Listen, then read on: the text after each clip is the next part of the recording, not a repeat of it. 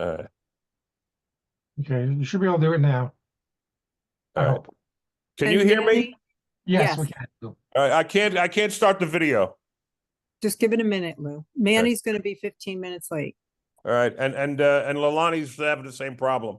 So So you guys, there was a message on the top that said we're in a practice session. That might be why. Darren, I can't hear you. You're very quiet. Okay, let me see if I can stop this and then restart it. Let's see.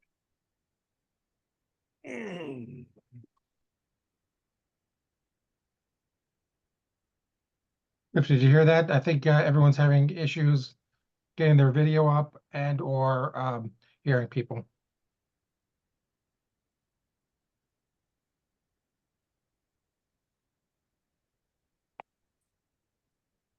As the host, you can choose the option to ask them to start their video. I'm not sure why it's defaulting to blocking the video. Hey, Cliff, Can you do it, Cliff? can you hear me? Yeah, Yes. I can hear you. Okay, so it says you cannot start your video because the host has stopped it. That's the message I got. Yeah, Dan's the host, so he has to manage that. Okay. I'm trying to figure out, why did we do it this way? How come we just didn't give out the link as a Zoom link and we had to go through this webinar? Well, that's how we always do it. Because it allows us to record. You can record regardless. Leilani, we would have had to make you all panelists after the fact. This way you're all panelists from the beginning. Okay. I have to step outside because I left my book in my car, so I'll be right back. You could start the meeting without me. It's gonna take me 5 minutes to go and come back up. And I can't start my video. Yeah, Cliff, I can't see where I allow them start their video. Leilani, Courtney sent all the documents in an email. Oh, Saying you want to it's use in- Thank you, Nora. PDF. Great, I don't have to go downstairs. Yeah, I was gonna say, downstairs isn't as bad as going out. Oh. By the way, the Harrison meeting is on, Nora. I know. Cliff, I can't see where I allow people to turn their video on. Then we can't have the meeting, right? Yeah, I mean, let's see. Oh, well. No, Can we add it to tomorrow? Because we're meeting tomorrow anyway for the capital budget. We have to do it earlier because we all have to go to the fire chief's installation is at 7. And the zoning board meetings tomorrow night. Yes, we'd have to start at 4. Cliff, can you figure out how to start the video? Dan has to do it. Yeah, but he can't. He I can't don't figure see it where out. I can do it. Am I a host? Did someone? Yeah, make it says me a host? VOM host. And if you go to participants, Yep. and you look for each of our names, I don't know the other way to do it, but you should be able to go to the right where it has the picture of the camera. And for us, it's red. It's red with like a line through it. See if you click that, if it'll allow us to. And maybe we should set up a Zoom 101.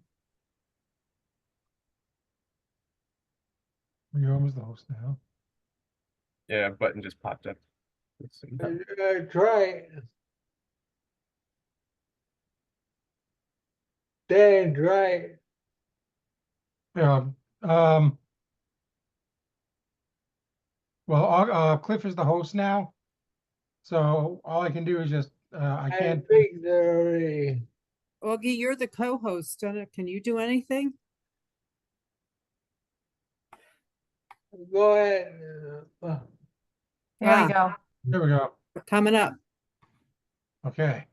Got it. Okay. There we go. Yay. Hey. I wish I knew what happened there.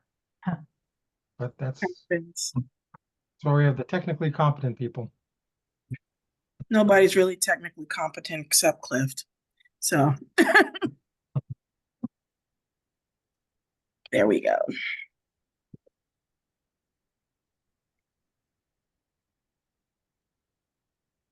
Oh, jeez.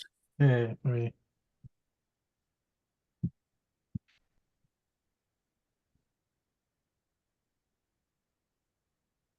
Now let me just download the agenda again, because I moved from one PC to another.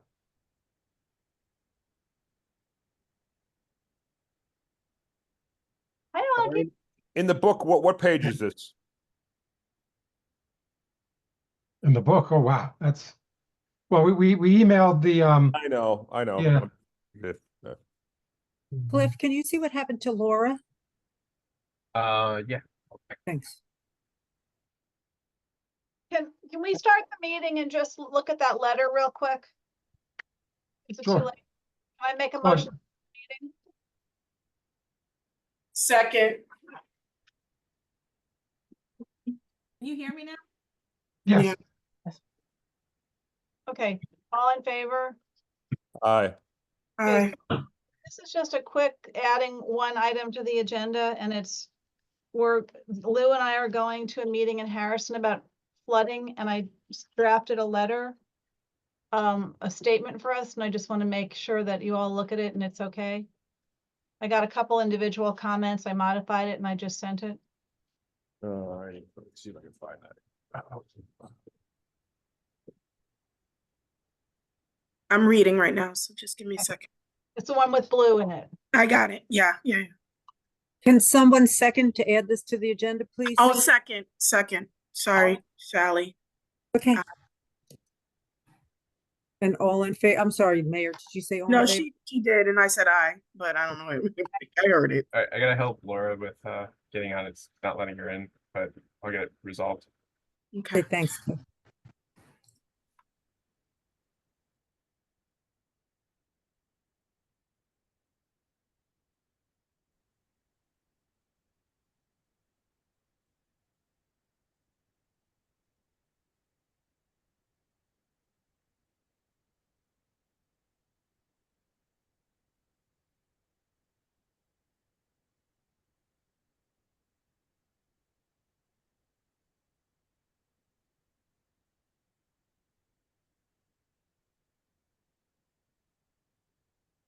Yeah, looks good.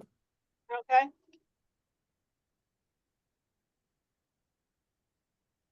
Thank Yeah, you. it's good. And Lou and Nora, thank you both for going tonight. okay, you're welcome. Okay, so I'm gonna clean it up. Hold on. What?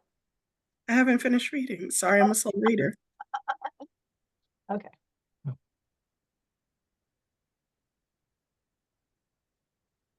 And I've got issues with my email, so please just give me a page here. oh, let me, That's one fine. I like second. it. I'm good with it. Okay, Thank you. thank you. Give me 1 second, Lou. I'm sorry. I apologize. No, it's, I didn't- I did something in my email and the font is now gigantic. So it's I can't figure out how to fix it. Maybe it's just Cliff. the page. That's my my solution is always call Cliff. Give me 1 second, I'll pull up the budget document and it should tell you where to go. I believe we're starting with the clerk treasurer.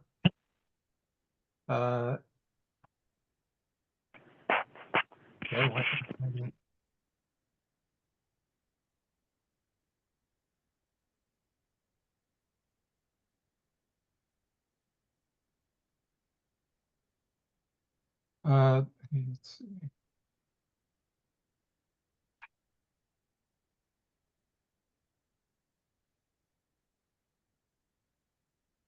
Laura, do you have the budget book? Can you see what page clerk treasurer's on for Lou? It's Yes, page it is. eight. 37 37? of the Thank you. budget book, yeah. Yeah. Okay.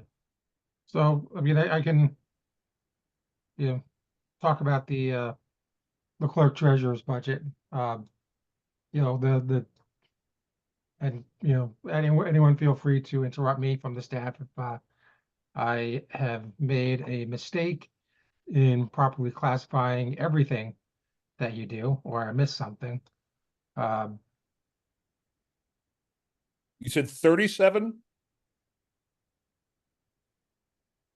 You said 47, Lou. 47. Got I'm it. just kidding. 37. She's just messing with you. It's 37. 37. On the bottom, you know, I'm sorry. Yeah, Lou, not where at the top where it says, at the top it says page 13 of 179, but at the bottom corner it says 37. Page 13 of 179. Correct. Okay, so, That's it. Okay, great. okay, is everyone ready to start? Mm-hmm. Okay, I think everyone, is familiar with the panoply of services that come out of our clerk treasurer's office.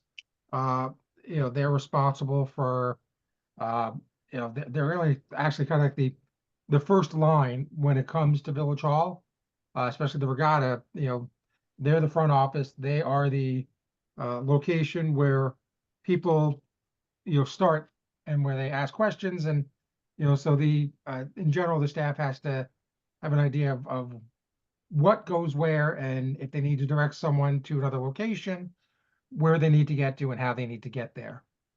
In terms of the different services that the clerk treasurer's office provides, the clerk treasurer is the financial guru, the chief financial officer for the village. They are responsible for processing the tax bills, processing the tax payments, processing other transactions such as parking permits, which can, get to be when those go on sale, can be a pretty intense activity. They review all the applications for parking permits, make sure that the information provided to us is sufficient, which typically includes a copy of a driver's license and a copy of the current registration. And you would be shocked how often the clerk treasurer's office picks up on people who have neglected to renew their registrations. Probably happens, I would guess, half a dozen to a dozen times each year. So it's actually a little bit of a valuable service because, if you don't renew your registration, you're liable to getting parking tickets and or moving violations, which is points on your license. We actually do a lot and help residents out in that case. Obviously, we've talked about foils. The clerk treasurer's office is responsible for the initial processing of all freedom of information requests. They take them in and then distribute them to the individual departments and manage the workflow to make sure that the foils are getting answered. And I think Sally, we did what, 800 and something last year, and we're already up to 250 through 3 months or 4 months, Yes, we're on track to do about 1,000 this year. which that is atypical for a municipality of our size. The clerk treasurer's office also is responsible for the information technology apparatus in the village, and we have Cliff here, and he can describe a little bit about that. But I hopefully not too much because it can get pretty elaborate and pretty technical, and I don't want you to fall asleep on us. On the treasurer side, that's also they're responsible for managing the process of going out to debt. They're responsible for managing of the village's finances, which means investment of our funds in various conservative financial instruments. Like, I think the most aggressive financial instrument we can invest in, it might be a certificate of deposit. But that's consistent with New York State law and New York State guidance, where we are to be. To the wrong meeting. Dan, I have to interrupt you. Cliff, there's a problem with the Zoom on the link that's on the calendar. People can't get on the Zoom.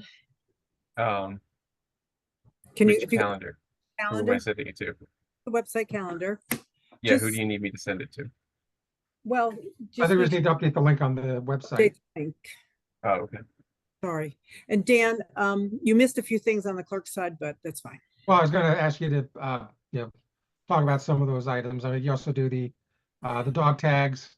Well, we do licenses, we do cabaret licenses, liquor licenses with the state, secretary to all the boards and commissions, Um, records retention, you do the death certificates. death certificates. I think, you do birth certificates if we had any actual live We birth. have a few. We have like maybe one or two every few years. People have babies at home.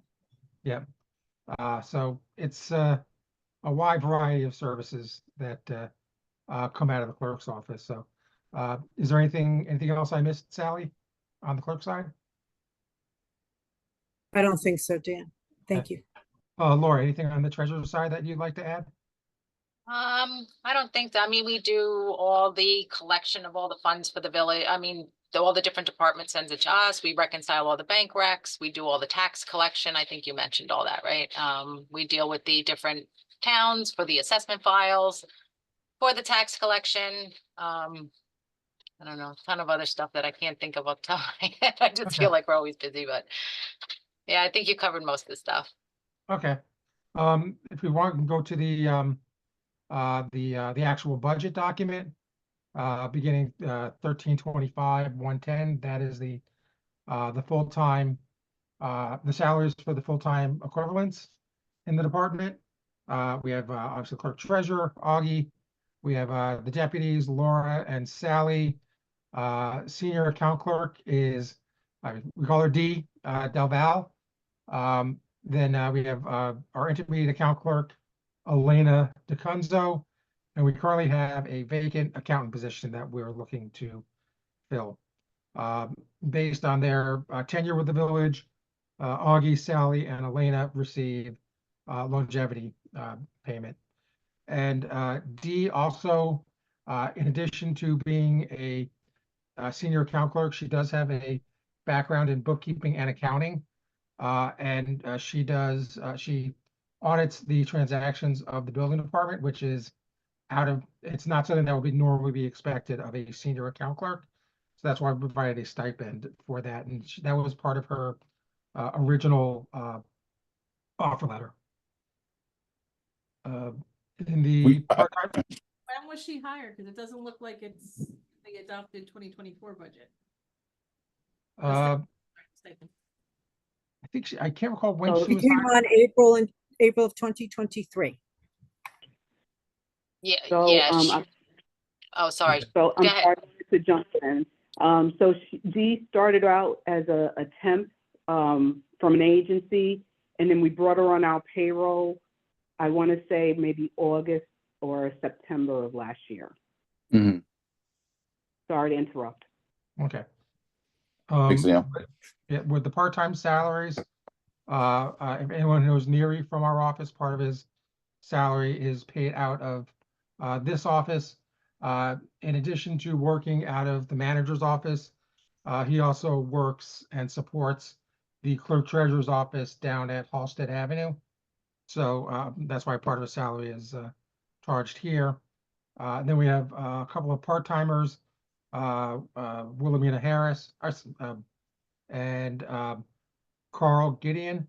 If you look at, we transitioned one of the Carl Gideon takes care of all the AP for the village. So he enters the bills, he makes sure the checks get cut.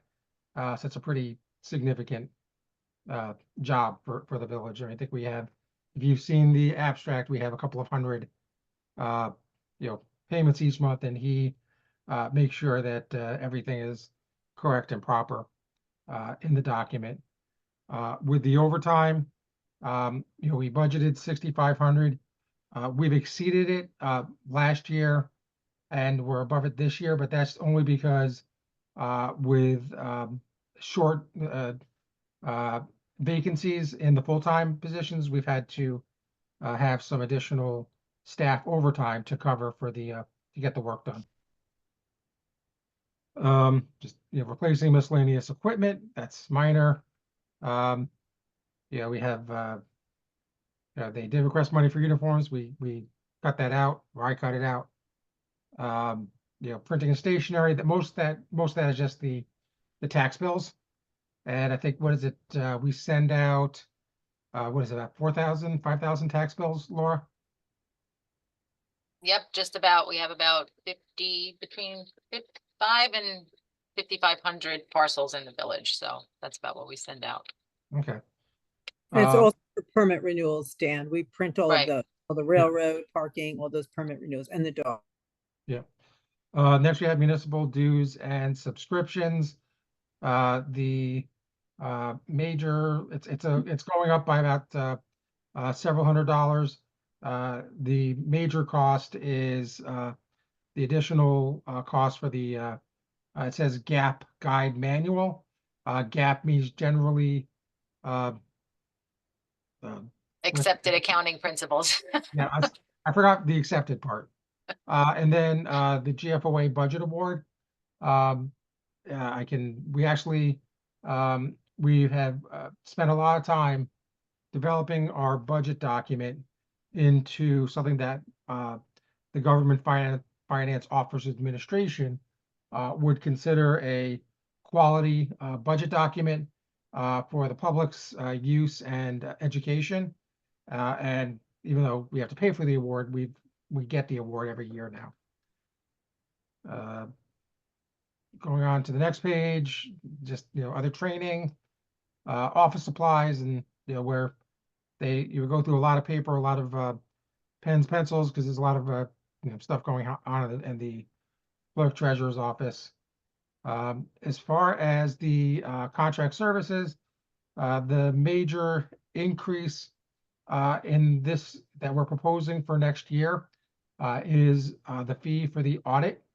As I think we've mentioned to the board, we just finished a 3-year engagement with O'Connor Davies, and we have released a new RFP, and we should be receiving the responses, I think, within the next couple of weeks.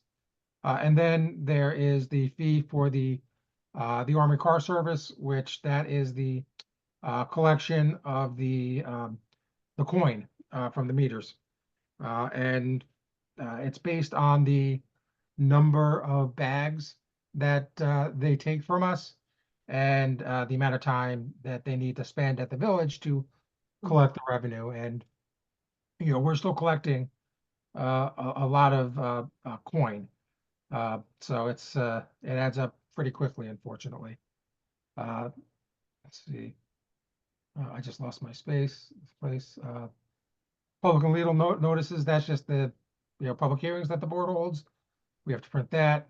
The bonds, as we've noted in the past, on an annual basis, we try and do one consolidated debt issuance, because there is a charge every time you do a debt issuance. So by consolidating it, we are able to, minimize the costs for debt issuance. Code supplement, we're actually decreasing that a bit because as time has gone on and everyone relies on the online version of the code, we just don't need to order as many code supplement updates as we did in the past. So that's the overall budget for the clerk treasurer's office. Right now it's a 7.24% increase, or about $60,000. But like I said, I think a lot of that is in items that are contractual items, which we really don't have a lot of control over, especially with the audit and the collection of the coin, and they transport that to the bank for us. Why do we think why do we think we're gonna be $12,000 higher? Because that's a huge percentage. For the coin collection? Yeah, for the auditing. Oh, for the auditing? Well, it's 12, because that's what we were paying. We got a pretty good deal the last audit. O'Connor Davies, they actually reduced, they were the lowest respondent. And when we met with them, they agreed to reduce their fee. I can't guarantee that would happen again, and I would be leery about putting a lower number in there and then coming back to the board saying, we had a feeling this would happen. So my recollection is that when we did the RFP 3 years ago, the other respondents were in the $50,000 to $60,000 range. There's sometimes you use the term a limited universe of contractors for this type of work. And when it comes to municipal auditing, that's I think there are 2 or 3 active firms in Westchester County that do audits, and we have received responses from all of them in the last go around. So I have a general feeling that it's going to go up.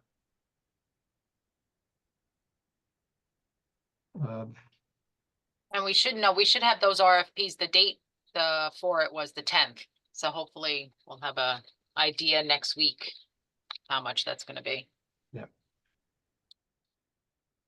Going to records management, which would be section A1460.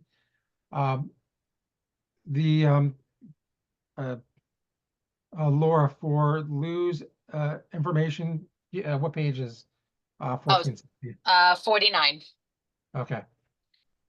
The major item in there is we've reallocating cleaning services from a centralized account to a department level account. And then the other item is the space that we rent at Halsted Avenue. And that's contractual amount. We're renting several thousand square feet of space to store our records at Halsted Avenue. And we do have staff down there who can pull stuff and scan stuff, so it's a full-fledged operation. The next section is. Excuse me, Dan, I I'm- would invite anyone who hasn't been to Holsted Avenue to go and see. I have been. It, I have been. where's that person, the staff, where's their salary? They're paid out of the treasurer's office, $13.25. Okay. Yeah. For a very specific personality type, they will geek out when they see what we've been able to accomplish down at Halsted Avenue. I think Augie spent a decade and a half trying to get that up and running, and it's a really well-run operation. He did a good job, and he did a good job of Mhm. showing us. Yeah, okay. The next is Central Communications, which is 1650. Again, Laura, could you let Lou know what page that is in the budget book? 61. Okay. Basically, we've been reviewing, you're keeping a tight eye on the phone bills.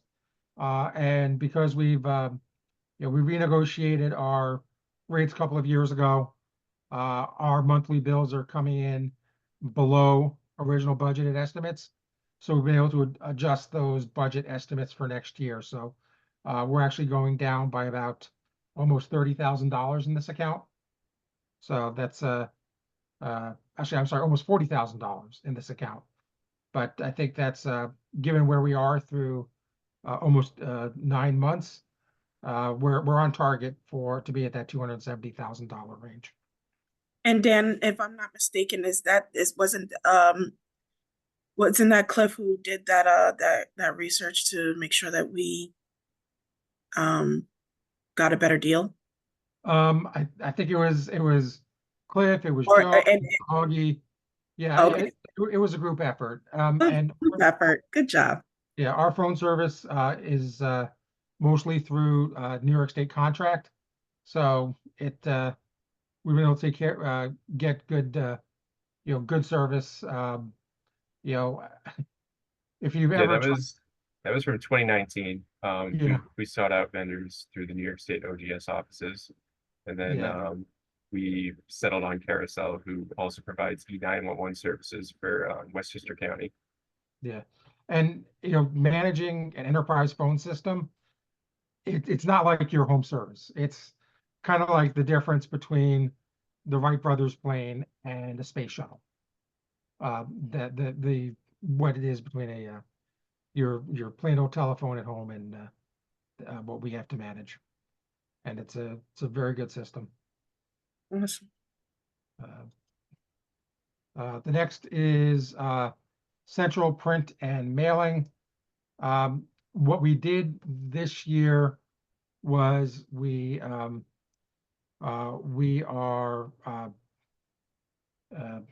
consolidating our copiers, and because it got a little unwieldy trying to break it out by department, and it's one bill, so it is what it is. I think our approach with our copiers is we have a consolidated lease for all of the copiers. So rather than owning them and replacing 1, 2 a year, after the end of a 5-year period, we use firms that are on state contract, and we have all new copiers for the buildings. And anyone who's worked in an office environment, 20 years ago, when copiers used to break down every week, thankfully that's a lot different now. We've had very good experience with our current contractor, and the machines have worked very, very well. Just as an example, if we were to buy a new copier, for a copier like we have in the manager's office or the clerk's office, 20 years ago, something like that cost $12,000, $13,000, $14,000. So nowadays, my guess that would be anywhere from 18 to 20,000. So I believe that we are getting a very good deal by having the consolidated lease.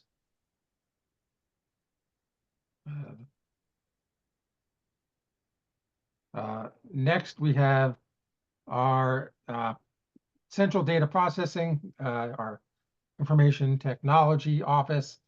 Obviously, you all know Cliff. Cliff, I I say this, tongue in cheek almost, but not really. In today's office environment, oftentimes your information technology professionals are among the most vital personnel you have, because we are so reliant on the technology that it has to be up and running, 100% of the time. And when there is an issue, it can stop us in our tracks for minutes, hours, days sometimes. And and it's 24/7 operation. So even though it's rare, Cliff and his staff do occasionally have to come in on weekends to address issues, especially as it relates to our public safety apparatus. Everything else in here is mostly just annual replacement of our items, printers, monitors, hardware, workstations. I think if we try to replace all PCs, once every 5 years? Yeah, 20% per year. Yeah, because that's the maximum extent of the warranty on the PCs. Obviously, there's not much printing for the department. As far as their municipal dues and subscriptions, I'm shocked that there's not more professional associations dealing with government IT, because it's such a specific industry. But there is a state group which Cliff is a member of. Most of the other stuff is just maintenance licenses for a lot of our software. You can, scrolling down, you look at 421, which is our contract services. The big item, we have ADP. That's our payroll processing software, if anyone knows what ADP is. our Microsoft licenses. And, that's a ongoing item. That's evolved a lot over the last several years in terms of what, a couple of years ago, we were able to just buy software. Now everything's on a license, a perpetual license system. So I mean, are there specific questions about some of our software systems? Honestly, among the biggest increases that we have is our Zoom costs are going up, and I think that is just a modern efficiency for everyone. Instead of having to try and schedule in-person appointments, everything can be done remotely. So Zoom, obviously, that's what we're using now, and it will pay us for our licenses for that. And I think we have 5 or 6 accounts, Cliff? We have between 10 and 15 actual licensed users, and then we have about 4 to 5 webinar licenses since we have concurrent meetings every so often. Yeah. Yeah, as you can see, without including the payroll increases, which are not budgeted or they're not shown here.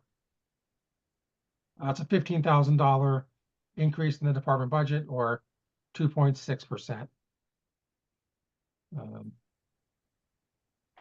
The next item is 1950, which is our some of our other. Can you let Lou know what page that is? 68. 68. Okay. Thank you, so- Nora, you fasted. I did some of them, but I didn't get all the way through. I can help for a little bit longer. So this is just, even though, the village is tax exempt, we still have to pay county sewer taxes for properties that we own. And we have properties in the town of Mamaroneck, the town of Rye, and a little piece of property in the town of that goes to the town of Harrison. There's a senior citizen rent tax abatement. That's it's called the SCREET program, Senior Citizen Rent Increase Exemption. And we have maybe a half dozen people who are eligible for that in the village. It's a means tested program where senior citizens who earn less than, I believe now the cap is $50,000, are eligible for a rent abatement for themselves, and then the municipality and the county kind of pick up that difference. Last year, also the village, when we increased that limit from up to the $50,000 limit, the village also expanded the rent increase exemption to disabled individuals. We don't have any who have submitted any paperwork or attempted to qualify for it. When I did some research on this with the New York State Office of Home and Community Renewal, I think they told the number of residents countywide who are participating in that rent increase exemption for disabled individuals could be counted on one hand. So I don't expect that cost to ever be a major issue. The next item is account 1964, which is the refund on real property taxes. Those are the tax certs. As I noted in the budget message, the village has finally settled all of our old tax certs from when we were a assessing unit. Now we rely solely on the town of Mamaroneck and the town of Rye. Because they're at full value and they maintain their values, it's created much more stability and fewer tax certs on their part. I think I mentioned something like in the 3 years, the 3 years prior to the last 3 years, our tax certs, we paid out something like $1.5 million. And I think for the last 3 years, it's been under $500 million combined. So we have started to see the benefits of that. Let me just get back here. The next item for the vital statistics, the registrars all receive a bit of compensation. It's minor. I think Augie gets 1,500, Sally gets 1,000, and Elena gets 1,000. So, and I don't think that's been increased in many years. If you look at 22, 34.99.86, 23, 34.99.86, and I am going to. Elena gets 500, Dan. 500. Okay, but I predict that by the end of this fiscal year, it will be 34.99.86, and we'll have that again next year. So, the next item, I think I don't know if this is. Oh, it says clerk treasurer. It's the ambulance service.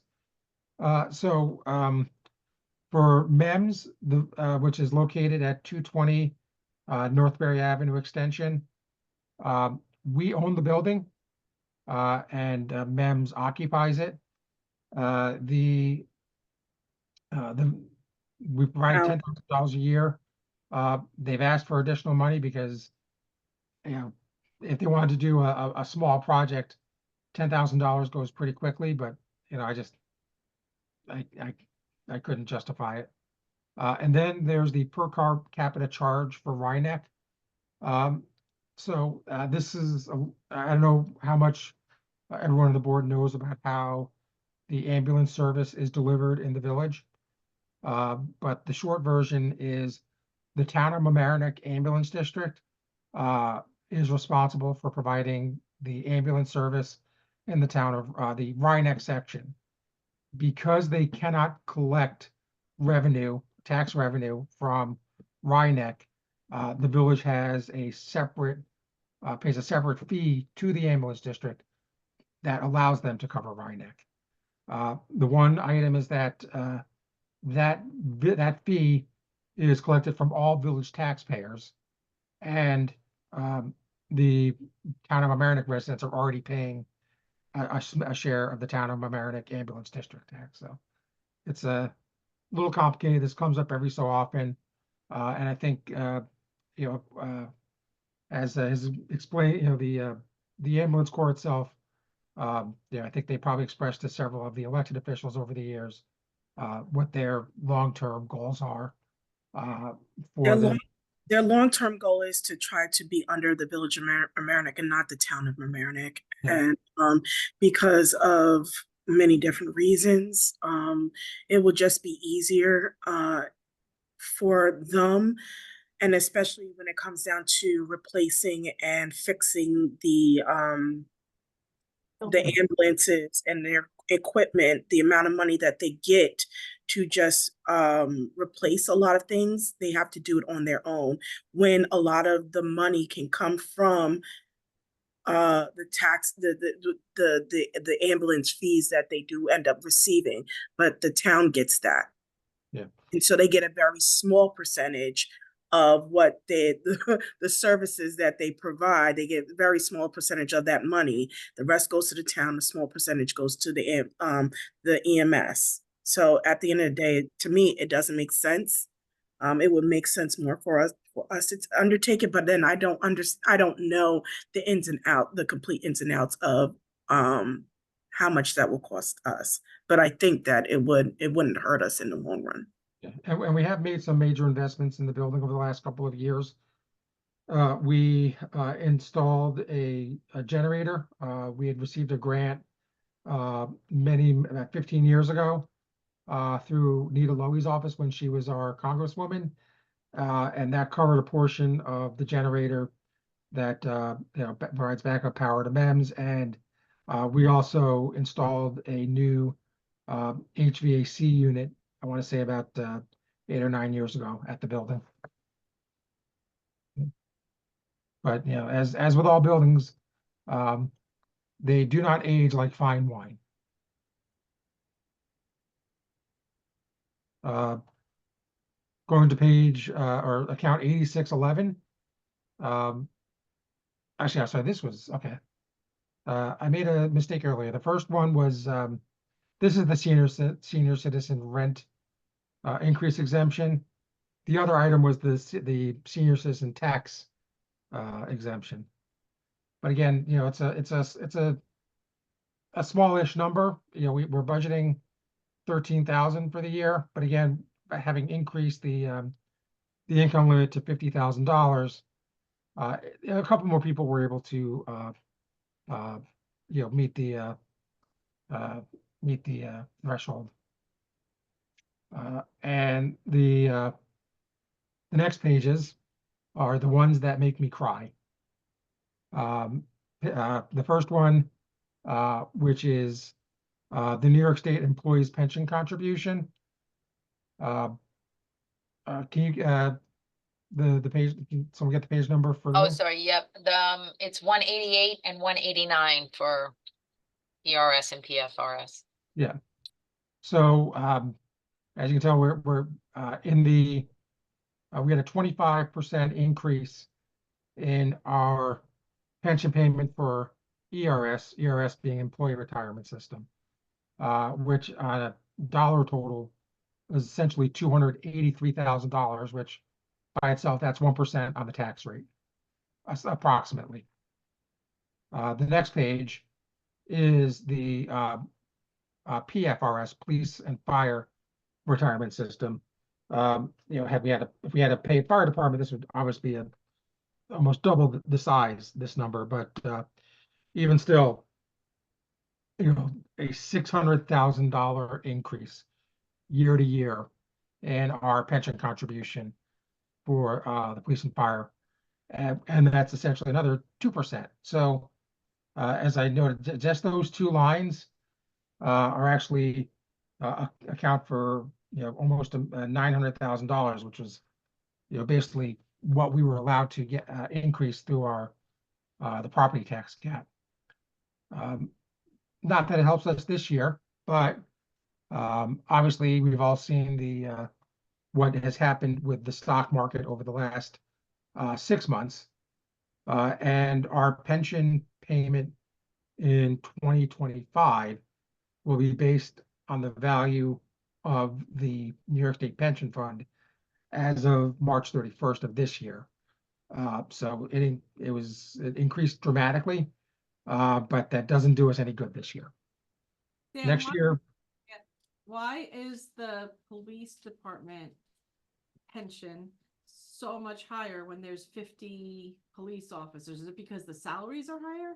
Because there's gotta be like 140, 150 regular other staff, I'll say, and then like 50-ish police officers. Yet they're yeah, I think it's a couple of reasons. First is the police department, the police officers, the majority of the officers were on what's called the 20-50 plan, which is 20 years of service and then 50% of I think the top 3 years. And whereas with the regular pension, for us to max out, we'd have, so, and police departments, police officers can retire at retiring at much earlier ages than most municipal employees. So whereas a police officer, you know, you hire a police officer at age 23, 24, they could conceivably be retired by the time they're 45. They'll be collecting a pension conservatively for almost 40 to 50 years.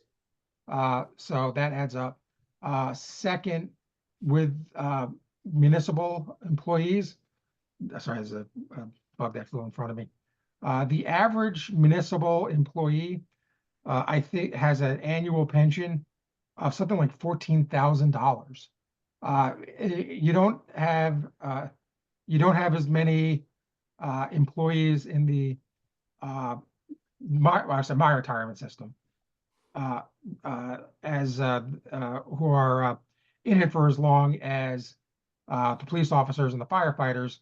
So naturally, we have lower pensions. So was kind of my long and roundabout way of answering the question.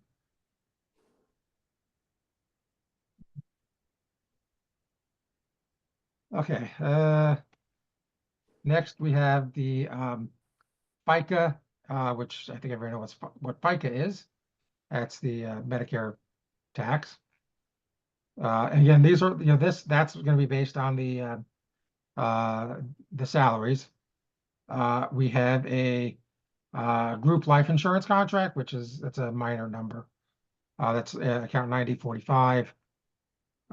We have our unemployment insurance, which, that's a pretty static number. But that depends on also what we're paying out each year.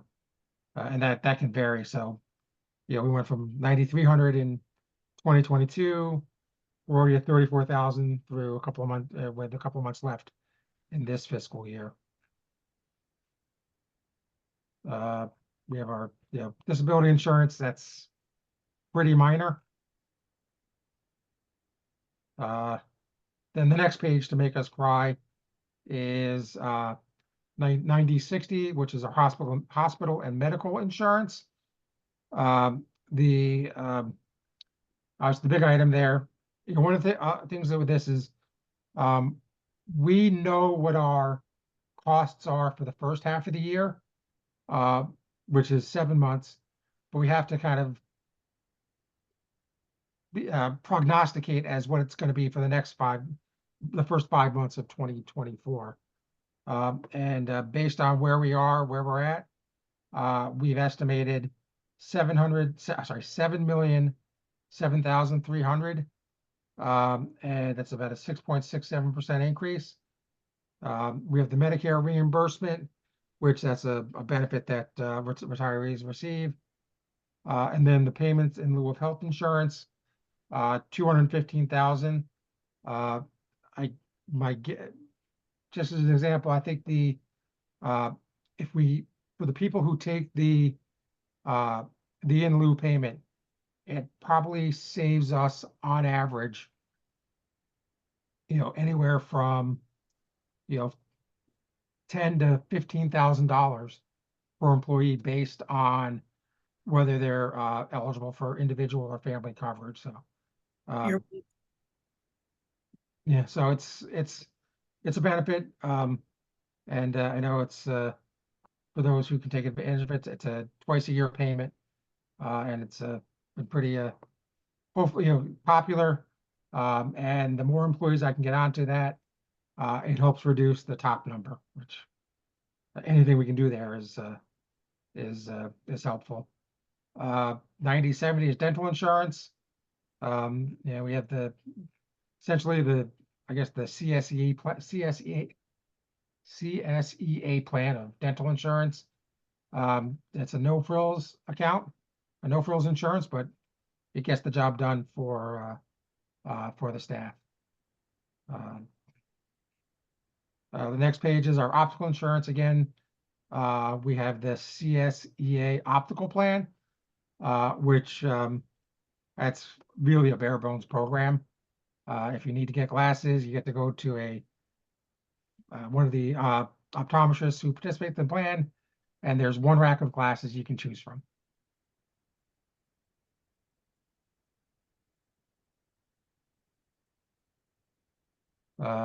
We have the sick leave incentive and the vacation buyout program.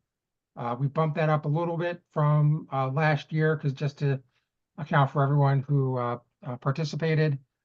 The sick leave incentive program, that's a good number. We've been able to hone in on it and decrease it just a bit. And then there's the contractual obligation for the PBA. They have a welfare fund which they use for other additional or a plan with better benefits for some of their members. Optical, it says optical welfare fund. So, the next page is our debt, and I think the biggest item in here the major increase is really attributable to the library tan. Because that was something that was not budgeted last year. And you can see, I think the 2024 issue, it shows 290 for the principal and 187 for the interest. Dan, Yeah, sorry, that's not the library tan. library tan That's, no, the 290 is the new tan. is Is the the new bond. bond Okay. for next year. The library tan's gonna come up on the second page, next Okay. page. Okay. Okay, so yeah, sorry, that's page 28 out of 29. Yeah, and those are estimated because we haven't gotten the final interest rate on that yet. Yeah. So, and that's a pretty, it's a big number. I mean, ultimately, it's gonna be supported by revenue that's coming from the library back to the village, but it is something we have to account for the next several years. So Dan, Yes, yeah, so if I'm reading this correctly, then for all the bonding that we have currently outstanding today, yeah, we're paying $3.8 million a year, which is probably something like 7 or 8% of our budget. Almost 3 is for principal, and then like $1 million is for the interest. that's correct.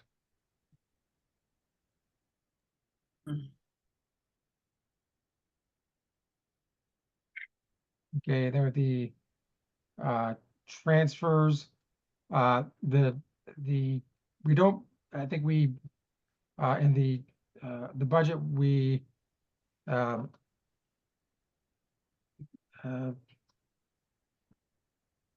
transfer from the capital fund, the transfer from the sewer fund. Yeah, we don't budget the expense transfers. Those are usually the resolutions that are Adopted throughout the year. approved by the board. Yeah, for any project or anything that's transferred. Yeah. Yeah. And that is the expenses for the clerk treasurer's office. Next we can go on to the revenues. And we discussed some of these at our first board meeting, our first budget meeting. But we'll just scroll down. What page does the revenue section begin on in the big book?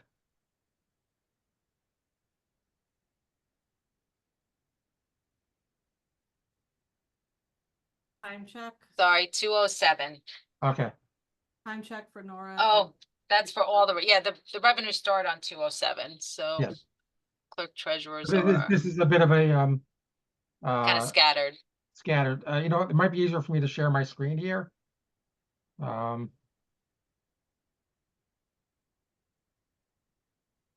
Okay, does everyone see this? Okay. The first item is prior years uncollected taxes. That's kind of a stack number. We put $9,000 in there sometimes, some years it's more, some years it's less, but we don't want to be too crazy with that.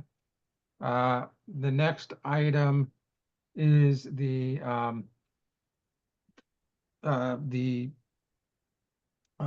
our pilot agreements. And we have 2 pilot agreements, one with SRN Corporation and Sarah Newman, and then Mamaroneck Towers.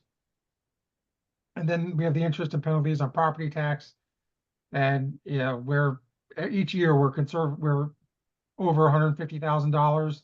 I believe we're going to be closer to 180, 190 this year. So we increased the estimate to $175,000 for next year. For the non-property taxes, we have the hotel occupancy tax. We have been the last 2 years, we've received over $30,000. So we bumped up the budget estimate from 25 to 30,000. The quarterly sales tax distribution, the $2,709,000 represents 2 payments. So we're just trying, and all the advice I'm seeing is that people are expecting sales tax to remain somewhat flat. The utilities gross receipts tax, I think we had a catch-up payment this year because we've been at We did. 368, 390, 482 is an outlier. So we put 365,000 in there for next year, which is fairly conservative based on our past experience. The clerk treasurer's fees, as you can see, we make a lot of money from that, $2,600. It's minor. Vital statistics fee, again, that's a minor number, 10,200. With the parking, we are projecting some increases in our parking permit revenue for two reasons. First, there has been a larger return to work focus, so we are seeing some of those revenues pick up again, and this doesn't include all of the sales that we have through the end of the year. And secondly, in the fees and charges, we're recommending some minor increases in the parking permit fees because it's been about 3 or 4 years since there's been a major any increase. The Harbor Island parking, that's a lot of that's based on the weather. So in 2023, we had a phenomenal year, great weather. Last year, we had very rainy days interspersed with very hot days. Conditions which don't necessarily lead people to wanting to go to the beach. Then we have the other parking permits remaining pretty consistent on that. With the commercial parking permits, we had discussed that with the board earlier this year. We had been seeing about a dozen permits go out for that. And one thing on the residential, the $10, it really Yeah. doesn't even pay, the $10 doesn't pay for the permit, doesn't pay for our time processing the permit. I don't know, I don't know if the board wants to increase it, just an idea. Well, we can discuss that at the fees and charges. Okay. I don't want to have that great discussion right now. I will say that when the program was first established, the fee was meant to be minimal because these were residents, and the attempt was to maintain those spaces for them and keep them away from the commuters. So I think the board didn't want to be charging a tremendous fee for that permit. I think that $20 was the number we'd always been about, but obviously that's something we can always discuss during the presentation of fees and charges. With the on-street meter fees, we're at $600,000 through, I think this is through what date, Laura? Oh, sorry. What are we? I think that's through, are we talking about fines? No, this is the I'm sorry. on-street meter fee. This is the meter money. Oh, the meter money, as per this report, it should be up through February. Okay, so we're at basically $600,000, which at February is 3/4. So if you divided 600,000 by 3, that's 200,000. Multiply that by 4, that's 800,000. Sorry. And the two items. First, this accounts for a full year of the revenue coming from the meters on Post Road. It also accounts for the board authorized the purchase of parking meters for the 600 block of Mamaroneck Avenue, which we should hopefully have those in the next month or so. But that'll also result in some increased revenue. But despite that, I feel very comfortable that we will realize at least $800,000 in revenue. Yeah, that's February, sorry. Yeah, and we discussed the parking spot dining a couple weeks ago, within the last month. We're maintaining that program for the current or the next fiscal year. So we believe we should be receiving revenue in the order of about $50,000 for that. And I think that is everything with the clerk treasurer's office. And I apologize for taking up almost an hour, but it's a lot of stuff. Are there questions that the board has on the revenue items? Okay. No. Okay. Next we have the Human Resources Office. I think we reestablished an HR office beginning in 2019. I think it was midway or through the end of 2019. Is that correct, Danielle? That is correct, August Yeah. 2019. Okay, you know the exact month. Mm-hmm. No, but it's been a great experience for the village. You know, prior to having our HR office, it was pretty much done by the village manager. And you know, having a trained HR professional, there are many things that we need to take care of that Danielle has a better pulse on than I do or a village manager typically does. Including, I think one of her first major projects was getting the I-9s in order. Mhm. Yeah, and you know, getting the onboarding information in order. You know, our constant interaction with county HR. But I don't. Is there anything you want to talk about with respect to HR? Not putting you on the spot. Yeah, just a little bit. No, just it's been it's been a good experience with how the employees now are coming to me a little more faithfully about questions. There's a different comfort level compared to before. So it is good to have an HR department in place just because it just helps our employees know that they can turn to another source outside of their supervisors or their unions just to go to have themselves heard and get information that they might otherwise feel a little shy about doing. So, Yeah, so we're here to help in whatever way. I recall that our former police chief, when he found out that we were bringing on an HR department, was through the moon happy because it would have allowed him to, you know, focus more on the administration of the police department as opposed to dealing with some of those human resources needs. In terms of the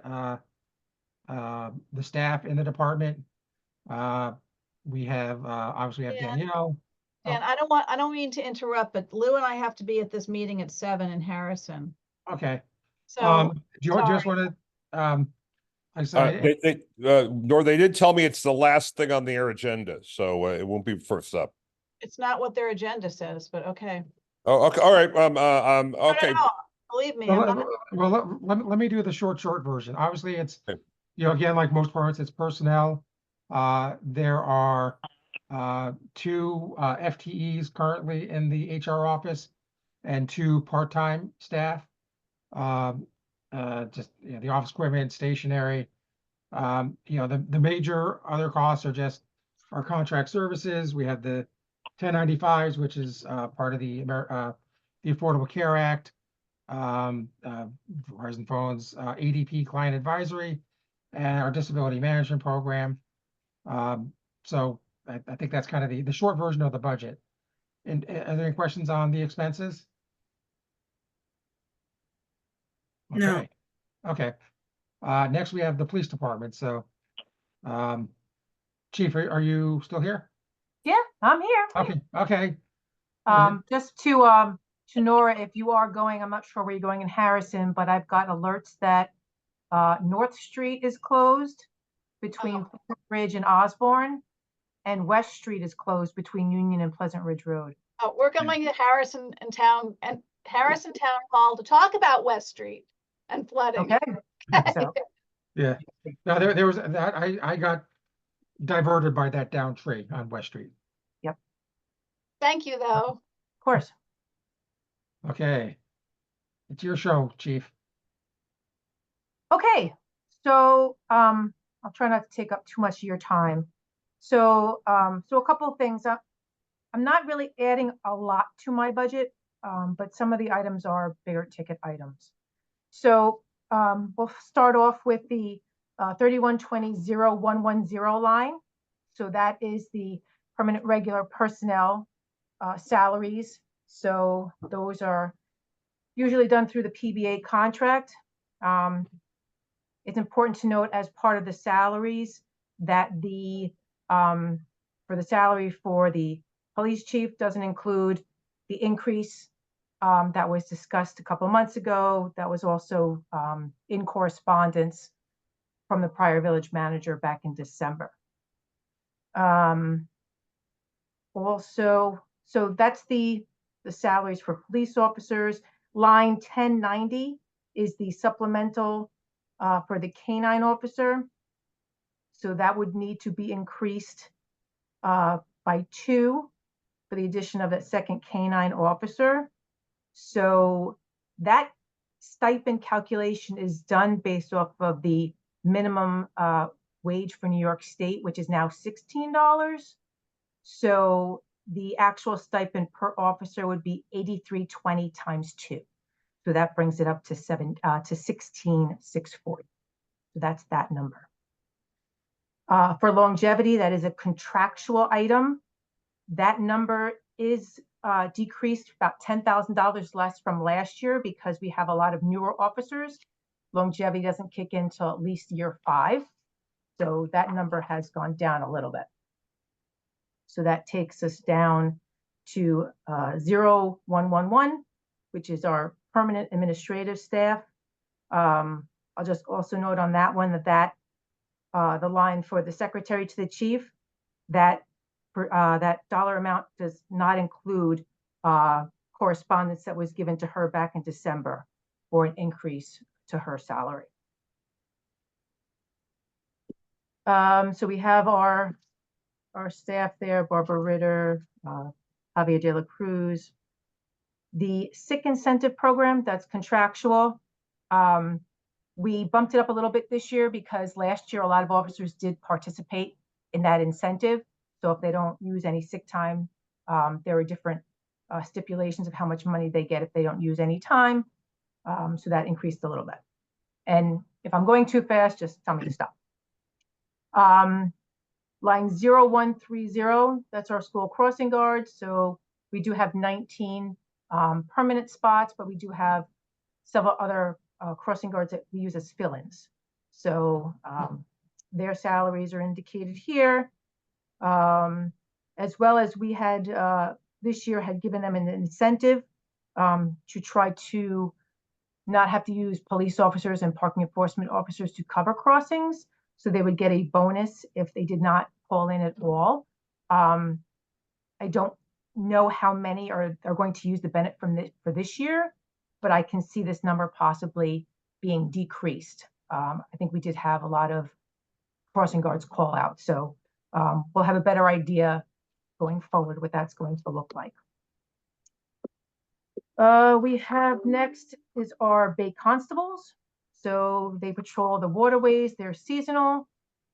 So this basically just lists out their salaries and training hours. Underneath them, which is 0132, is our watch persons. They are seasonal as well. So they patrol all the parks. So basically that is their salary that's indicated there. Police overtime, it's listed here as $650,000. We did not change that for this year. Holiday pay is another contractual item. So can't really do too much with that one. That's 0141. Okay, so then we're into, out of the salaries, we're into group 2, which is 0210. So again, if I go too fast, just let me know. If you want me to go line by line, I can do that. So we have line 10, which is office furniture, which is basically replacing items that get, destroyed basically because we're working 24/7, chairs, desks, things like that.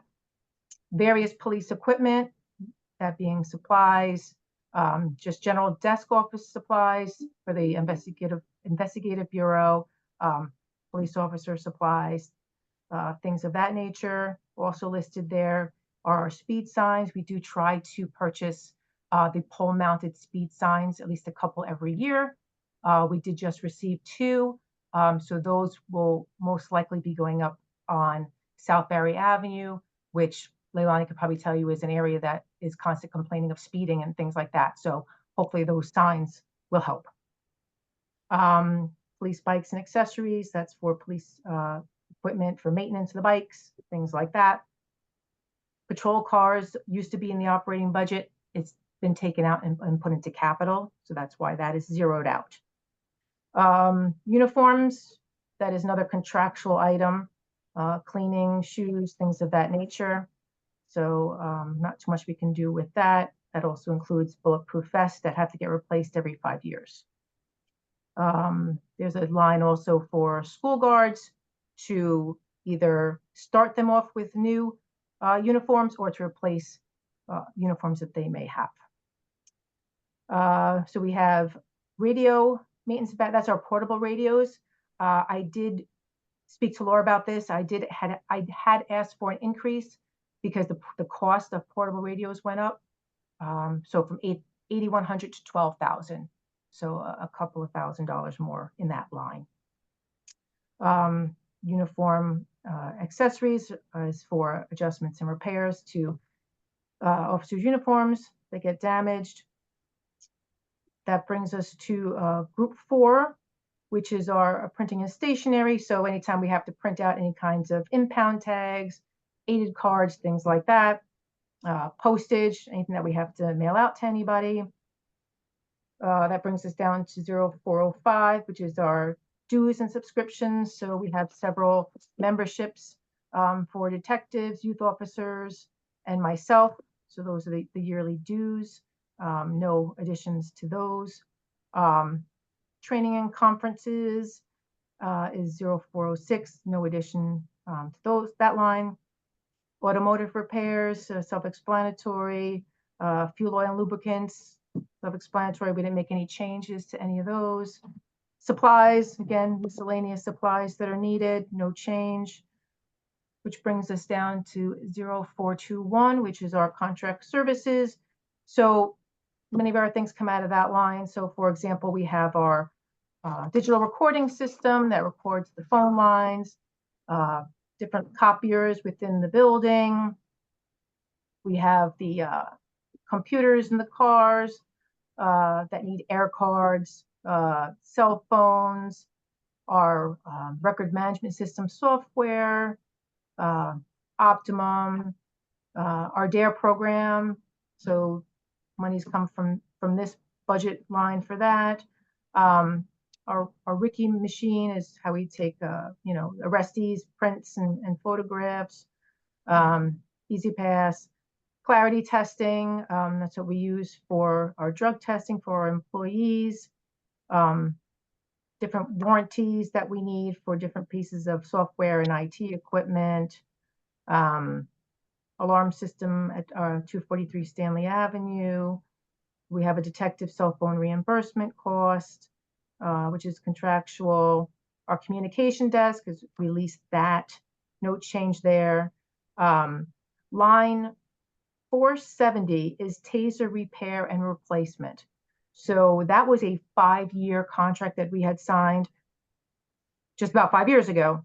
So we need to renew that. So there are changes to that program. So that line, which you can see is an increase. When I had met with Dan and Laura, we guesstimated it to be 42,000. The first year is actually 43,900. Basically what's happening there is they are no longer going, Axon Taser is no longer going to support our current tasers. So we're not going to get any updates with technology, firmware, things like that. So they're not supporting it. So it could be a liability if we don't move forward with this new application for Taser. A question on that. So, and then and it's like a recurring would be 42,000 every year, or it's just like So, we'd be good yep. for 5 years if we were. So I'll tell you right now. So there is a contract that goes along with that.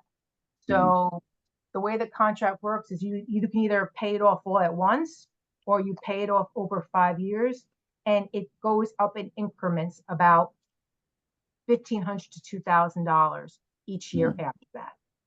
Okay. So in order to not have to pay the one lump sum, they break it out. So it's almost like an interest payment, but they just do it as increasing costs per year. So that's what happens there. Got it. Thank you.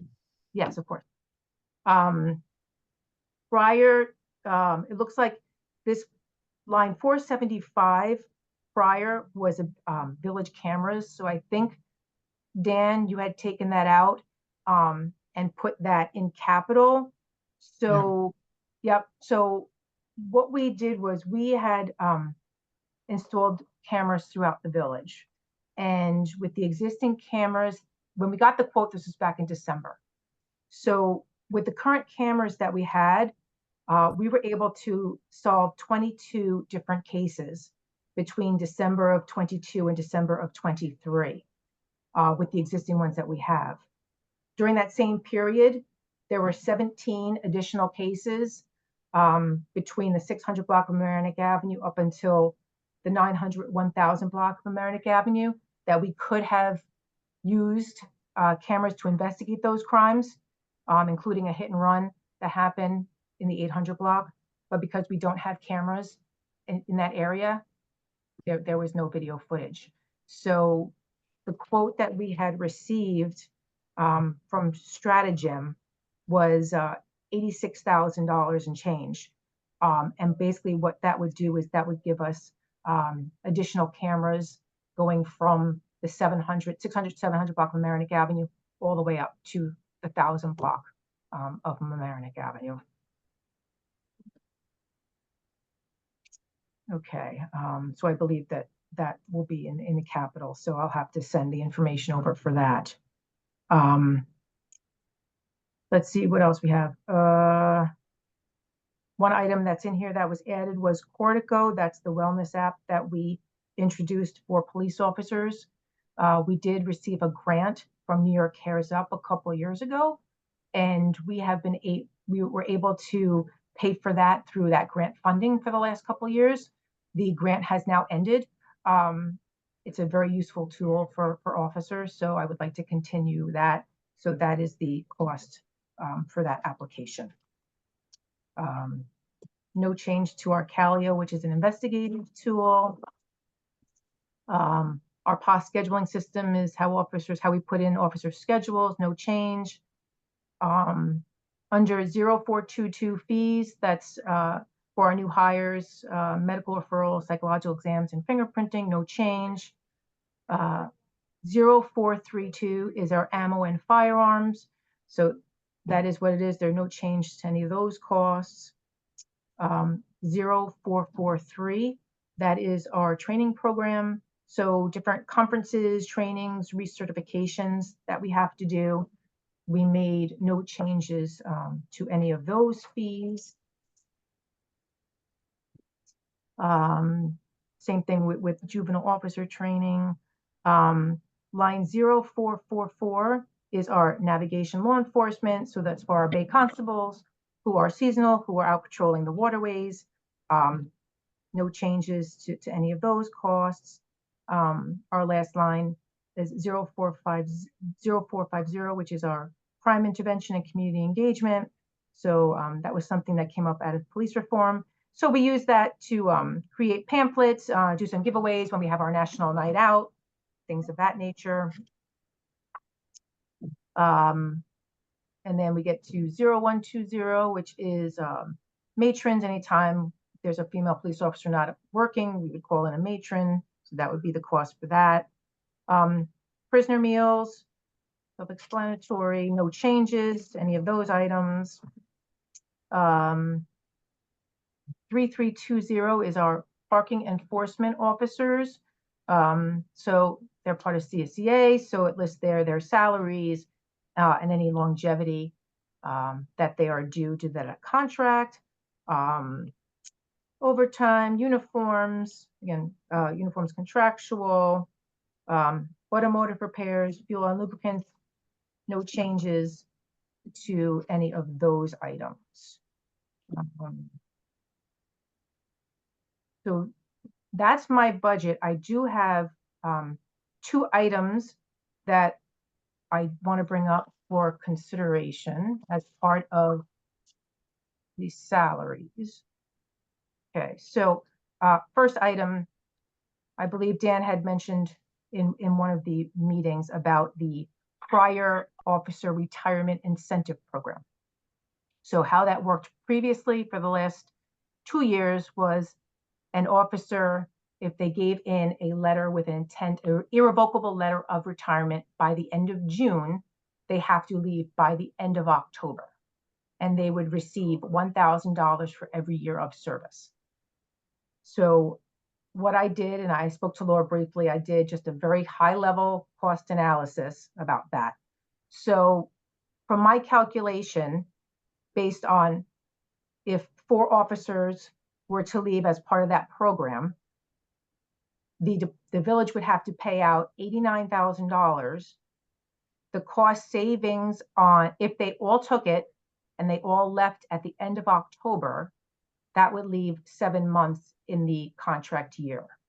So there would be a savings of $255,000 and change if this incentive was offered.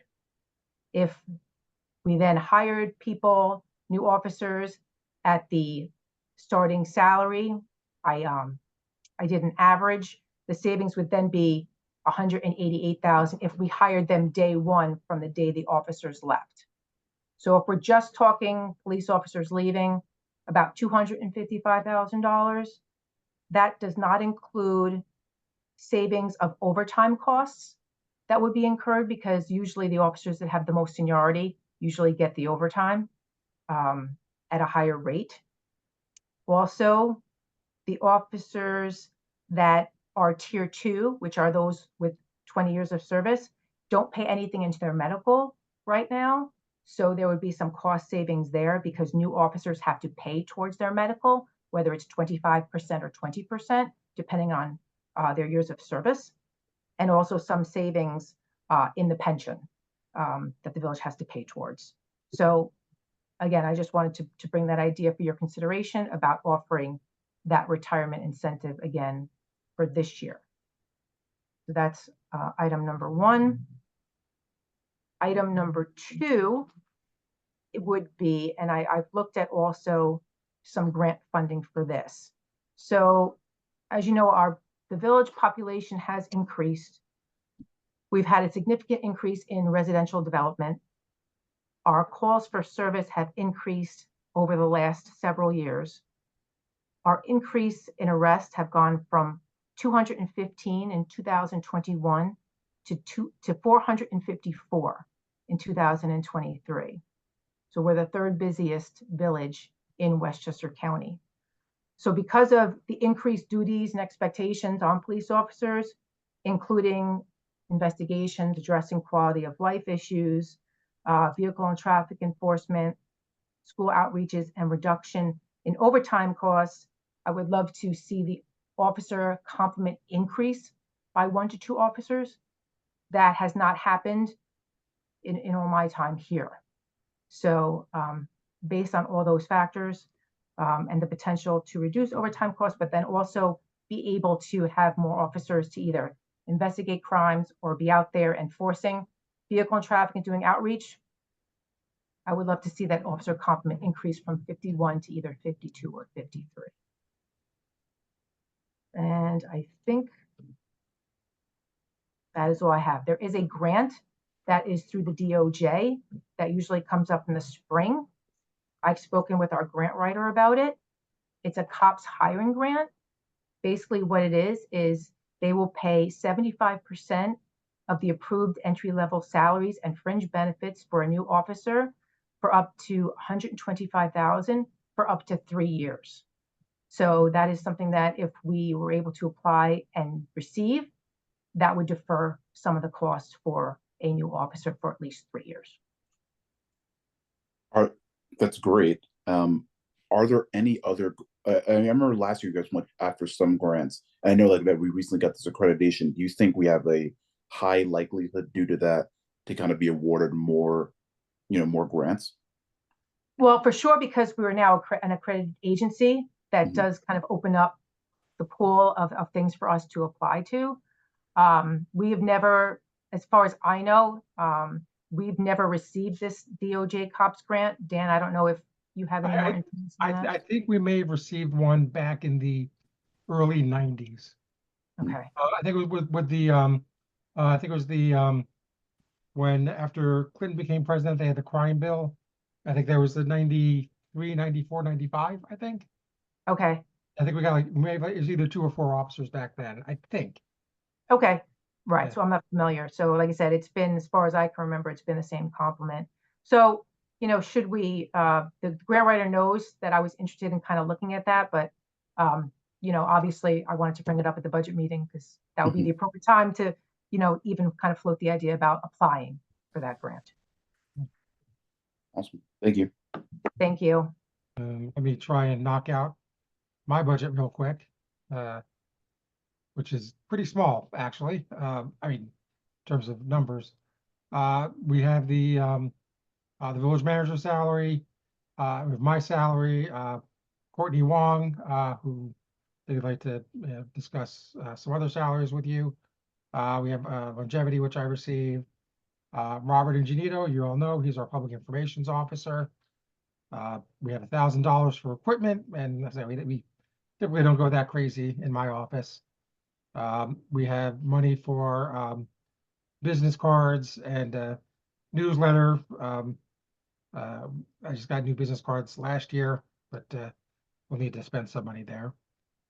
Postage, what we did with postage this year is we centralized all the postage because it became an issue if we put postage money on the meter, became an issue if one budget went low, we had to constantly come back to the board for budget transfers in certain cases, and it delayed just getting the mail out. So we wanted to make that process a little bit easier.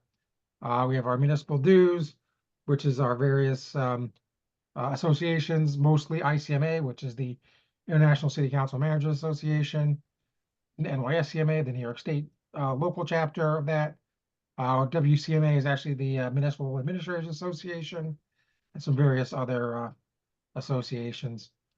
We have the training and education materials. There are a couple of conferences that we try and get to each year. Fuel, oil, and lubricants, we have the vehicles. The contract services, the big item is we moved the labor attorney from the manager's office budget to 1420, which is the attorney's office budget, because we have an attorney. We have everything else is pretty much flat. Yeah, the only, like I said, the major decrease was again relocating that $50,000 from one budget to another. Then we have the medical fitness, fitness for duty exams. And then we have an infection control program. We don't always spend it, but we need some money in that area. We have public and legal notices. There are a number of notices that we pay for through various programs that are run through the manager's office. So this is just for us to be able to advertise in the Journal News. Overall, there's a decrease in the budget, but again, most of that is due to reallocating the money for the Labor Council and a likely change in the salary for the village manager. So that's our budget. So that was the short version. I apologize if I was too short. Are there any questions about okay.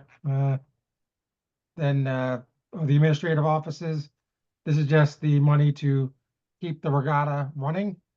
As I mentioned, we consolidated the postage. That's where you see it up there. We haven't proposed any major increases in our building improvements, supplies, or the electric utility, but we're on target for that number.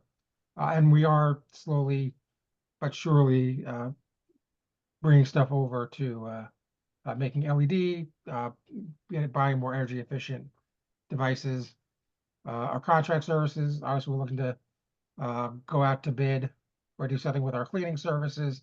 So we should see a reduction there. And that's just for that one building. Common charges, those are the charges that we pay through the regatta for, obviously our common charges for having the units.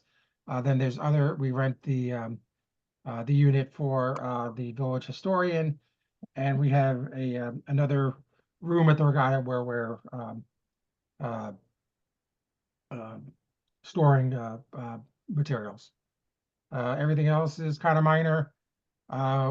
Regatta special assessment, I don't believe there's anything planned for this year, but that is a number that will likely increase in the future because the regatta is now 25 years old, almost 30 years old, and it is experiencing the typical problems you see with a 30-year-old building. And then we have our insurances. We believe that we're going to be able to realize a reduction in some of our insurances. Most notably, the big item you see here is the $100,000. That was reallocated to its own line. As I mentioned on Monday night, the board adopted a policy that for this line, which is like a self-insurance fund for members of the volunteer fire department who are injured. We established it in its own line so that at the end of the year, we know how much is left from that original appropriation. So that can be, if there's money left over, it's put into a special reserve. And we couldn't really track that when it was lumped in together with everything else. So the overall budget isn't increasing that much, but we're just having a different bit of an allocation to better track that fire department self-insurance number. Our municipal dues, it's WMOA and NICOM. Liswick, which they haven't billed us recently, and we do have a Costco membership because we do need to go there for certain items, especially for the recreation department. Dan, Yes. how does Liswick send us a bill if nothing's being done with Liswick? It had the town of Mamaroneck was if anyone knows Liz Atchison in the town, she was the executive director of Liswick. So the town of Mamaroneck sent out the bills on Liswick's behalf. But But it has to been up and running for a while. Yeah, it has not. Like you could send us a bill, but if there's no service and there's no meetings and there's nothing, why would They haven't billed us, so You said they haven't billed us? they have not billed us. So why is this in there? In case it ever gets resurrected, they were talking about trying to resurrect it. Okay. Okay. It's just planning for if it does come back. Yeah. Then we have our contingent account, which is that's we put $150,000 in there every year. There are minor transfers we need to make throughout the year. And in that event, we will bring that to the board in case we need to make a transfer. And let's see. This is just New Rochelle Humane Society. If we have to capture animals or they have them cleaned up, that's that. Wildlife control, that is all aspects. We just did an RFP for that earlier this year. Sorry, that all aspect is all aspect. You see the increase from 65 to 900. I believe wildlife control is if we need to call someone to scrape up an animal. Lou, I just want to say the hearing has started, so I'm gonna leave because they're. Just go. I'll meet you there. Okay. Sorry, everybody. Thank you. Okay. First aid kits and safety equipment, just to be prepared. This is the community counseling center. We have $6,000 in there for building repairs and our annual agreement with them for the services they provide, which is 52, so the total is 58. This is the utilities electric for the publicity events. I think we'll start seeing some expenses there soon. The Elman Theater, that's the annual agreement for the Emlyn. I think we technically help pay the salary of the executive director. The historian, this is the just furniture. The big item here is renting the space in the regatta, and that's $18,000 a year. Because we just don't have any real office space for that person. Shade trees, this is our annual program. for planting trees, this is we had discussed the $5,000 for James to be the arborist for inspecting for following up on the tree permits, doing the inspections. And this is the contract for tree removal and the pruning of trees. Last item, actually, I think we discussed this the other night. This was storm and flood emergency response. This is just, the stipends for various staff who are working in the EOC and are part of the Emergency Operations Center team. And then, some training and conferences and miscellaneous equipment because we need the Emergency Operations Center. It's technology dependent, so we have to make sure that, the equipment there is working, especially in the event of an emergency. Last item is the workers' comp. We believe we might be able to realize a minor savings in some of the workers' comp. But overall, these are what are called the non-departmental items. And, unfortunately, those are the part of the fringe benefit policy, which add up very quickly. So that's everything else with the manager's office. And I apologize for running through it so quickly. If there are any questions, please let me know and I can go over that with you guys. Okay. Everybody good? I'm good. Okay. And again, if you have any questions, just let us know and we'll follow up. Okey doke. Okay?